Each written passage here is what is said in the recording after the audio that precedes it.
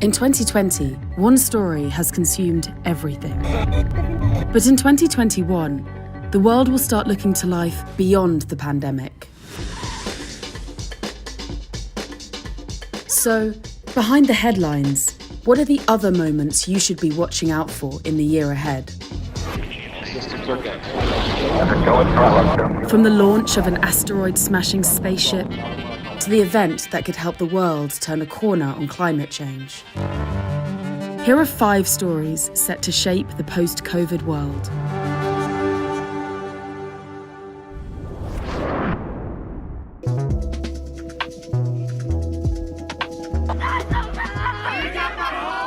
In 2021, democracy will be especially tested. There will be an abundance of elections, many postponed from 2020 by the pandemic. And in fragile democracies, autocratic leaders will use the excuse of COVID-19 to crack down on opposition. Such as in Uganda, which is due to hold its presidential election in January. Maria is a 25-year-old activist who is campaigning for the opposition candidate, Bobi Wine. But Ugandan authorities have banned rallies because of COVID-19. They're not implementing COVID guidelines with people who live day-to-day lives. They're only implementing these guidelines with opposition politicians, that is all. So it is just an excuse. At a recent rally, police arrested Bobi Wine, accusing him of flouting COVID-19 restrictions. When they were arresting Bobi Wine, what they did was to first block all the vehicles that were around, and only his vehicle was allowed to go in front. What are they doing now? They pepper sprayed all his bodyguards. Those are the personal bodyguards, not the ones the Electoral Commission gave to us. They pepper sprayed them and they were beaten. Protests broke out. Almost 1,000 people were arrested and 45 were killed. Crackdowns on opposition politicians are not just happening in Uganda. Since the pandemic started, democracy and human rights have deteriorated in 80 countries, according to Freedom House, a think tank. The largest number are in Africa. This is certainly a problem in Africa, because there are many countries there that have made a partial transition towards democracy and respect for human rights, but because it's fairly recent and the institutions that protect it are not particularly strong, there's always the danger of backsliding. Uganda's president, Yoweri Museveni, has been in power for almost 35 years. In 2017, he changed the country's constitution to allow him to serve a 6th term.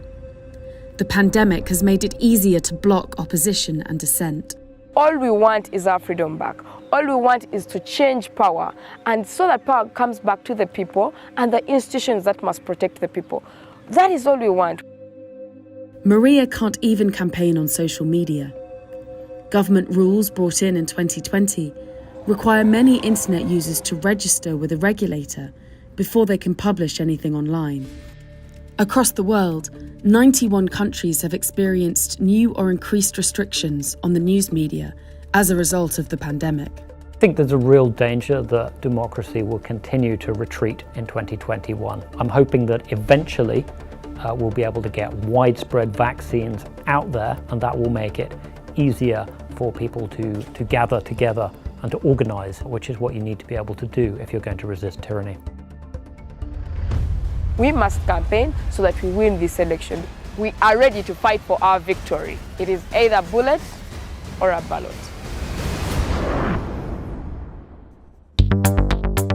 2021 will be a tipping point for electric cars as more manufacturers roll out their electric range. Suddenly there's going to be a huge array of electric vehicles for people to choose from. In the autumn, the gas-guzzling SUV brand of General Motors, Hummer, will start production on all electric cars. And at the end of the year, Elon Musk's Tesla will launch its futuristic-looking Cybertruck. So I present to you the Cybertruck.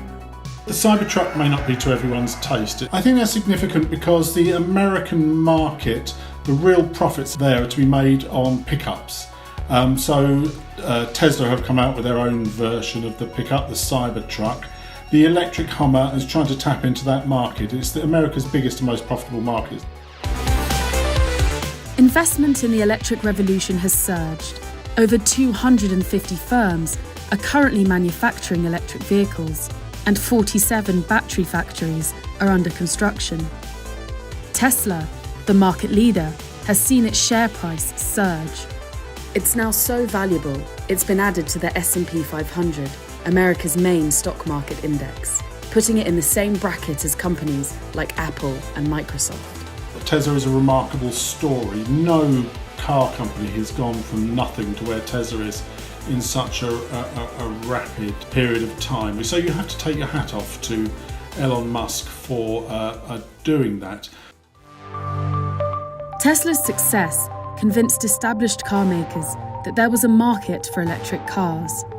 The car companies that made the biggest bet on the future is Volkswagen, which has invested huge sums. But all car companies are introducing electric models. Every week you hear about a new plan to electrify an old model or bring out a new model from various car companies. So it really is picking up the pace. Although all car sales dropped in 2020, in 2021 they are expected to pick up again. And sales of battery-powered vehicles are projected to grow rapidly over the next decade. 2021 is just the start. If more governments commit to future bans on the sale of petrol and diesel cars, the growth in the electric vehicle sector could accelerate even more.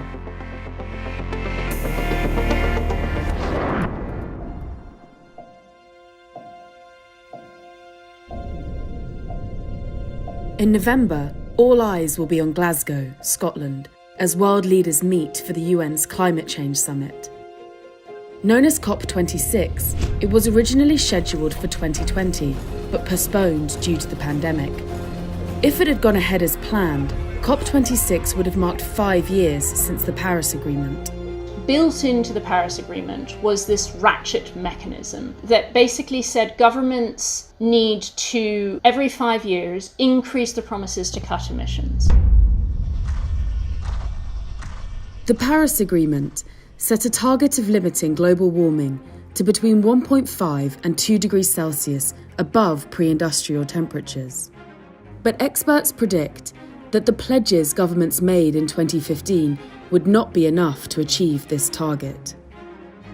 So this ratchet mechanism, the purpose of COP26, is really to get closer to this target of 1.5 to 2 degrees Celsius. And what's needed for that are bigger, better promises to cut national emissions.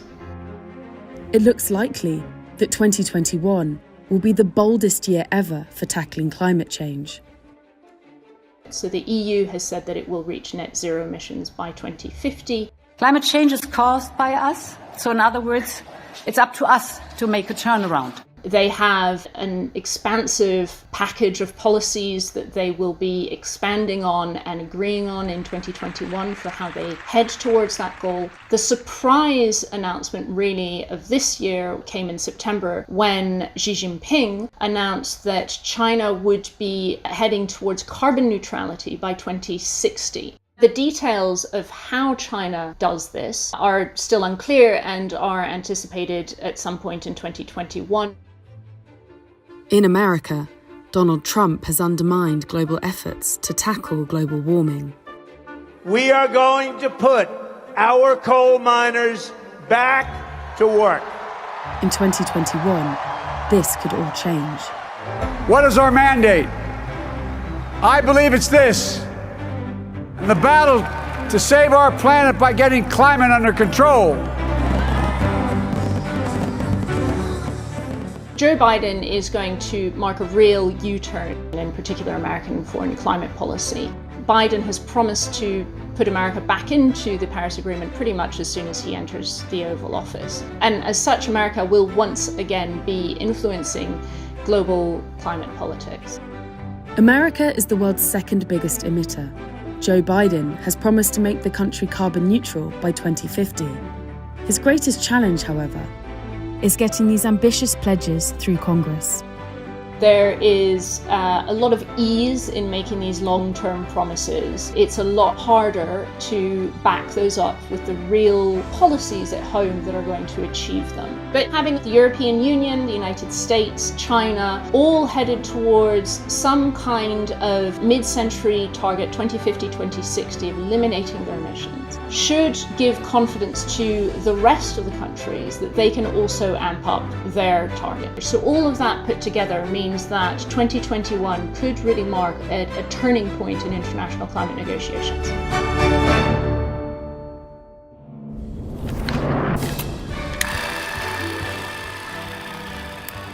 In 2021, the eagerly awaited next instalment in the James Bond franchise will be released, as shown in this slick trailer. Why would I betray you? We all have our secrets. But its release could be eclipsed at the box office by a movie most people in the West may never even have heard of. 你懂中文？只会一句。这不是两句吗？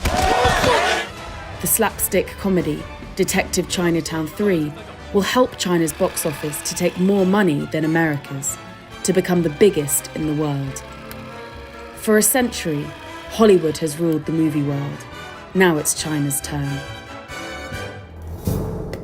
Hollywood was the first kind of global, truly global film industry which exported worldwide, and it has held that dominance for a long time. Now with China becoming the biggest box office, it feels like a milestone simply because it sort of shakes that Hollywood dominance a little. China's cinema industry has been growing for a number of years, but in 2021, projections show America's box office revenues stagnating as China's continued to rise. China's building more screens, particularly in third-tier and fourth-tier cities. So it was something that was going to happen. It was just a question of what year it was going to happen. The trend is there. In America, film fans are shunning the cinema in favour of video on demand. But in China, both online streaming and cinema attendance are on the rise. The key element of it is the young audience who go to the cinema regularly. Going out with friends to go to the cinema is still something of an event and experience. China's rise to the top of the box office has been helped by the pandemic. Hollywood delayed productions and movie theatres have been closed. Yet in China, cinemas are now back up to almost 75% capacity, and production of new films is steaming ahead. They are not too reliant on foreign productions in a way that they were perhaps previously. Nowadays, something like 65 to 75% of the cinema slate in China is actually local content, and the budgets of those films has risen quite a lot in recent years. Despite this, big American films still do very well in China. The 8th instalment of the Fast and Furious series took nearly twice as much in China as it did in North America. But Hollywood's reliance on Chinese ticket sales has started a worrying trend. Well, there's a lot of self-censorship, no question. China will not always tell you, and normally will not tell you, what you have to do to get the film into the China market. They will let you decide, and you end up self-censoring more than China might censor you. So that can be a problem. Tilda Swinton's Marvel character in Doctor Strange, the Ancient One, was changed from a Tibetan to a Celt. In part, it was thought, to placate China. But despite the soft power China may wield on Hollywood films, it's unlikely it'll succeed in exporting its own blockbusters anytime soon. It's very hard for China, given the stories they tell, given their emphasis on the domestic market, given the issue of dubbing and subtitling, for them to do very well overseas. While a lot of those local films from the Chinese industry are very culturally specific, I think we might well see Western studios taking on titles that performed well in China and remaking them for a US or a Western audience.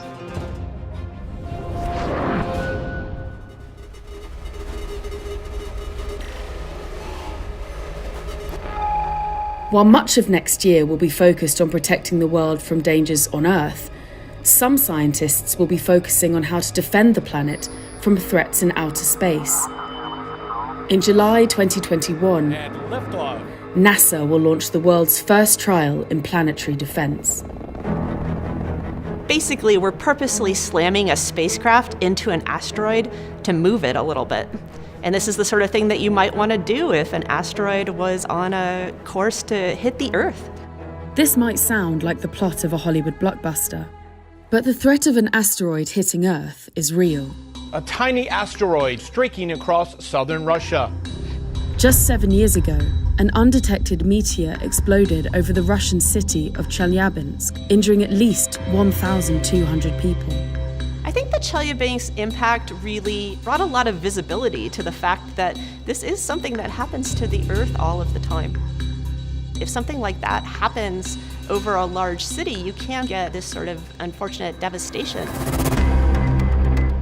Something that's Chelyabinsk size happens every few decades to maybe 100 years or so. As you go up to something that's a bit bigger, sort of 160 meters, that's more rare, but the amount of damage that it would cost could potentially wipe out a large region, perhaps a small country, if it was over one of those. This is a rare event, but the consequences are so big and devastating that it really makes sense to take a step to do something about it. NASA's Double Asteroid Redirection Test, or DART, will practice defending Earth by altering the course of an asteroid using what's known as kinetic impactor technology. This asteroid is not a threat to the Earth. It's not going to hit the Earth in the foreseeable future. But we do know that Earth is hit by asteroids all the time. And so we really want to take this first step to develop the technology to do something about that if we needed to in the future. The target is the asteroid Didymos, which is orbited by a smaller asteroid, Dimorphos. The DART spacecraft will hit the moonlet, adjusting its path and shortening its orbit by several minutes. The impact will happen in 2022, when the asteroid is close enough to Earth for scientists to be able to study the change in momentum using powerful telescopes. The DART mission is just one part of a wider, worldwide effort in planetary defense. Knowing where everything is really a crucial foundation for planetary defense, is finding all the asteroids, tracking them, and then being ready to do something about them. In order to take that next step and turn what was science fiction into a reality of being able to do something about asteroids. The probability of a giant asteroid hitting Earth is extremely small. But if 2020 has shown anything, it's that it pays to be prepared for the unexpected. I'm Tom Standage, editor of The Economist annual, The World in 2021. Click on the link opposite for more analysis of the year ahead. Thank you for watching, and don't forget to subscribe to our channel.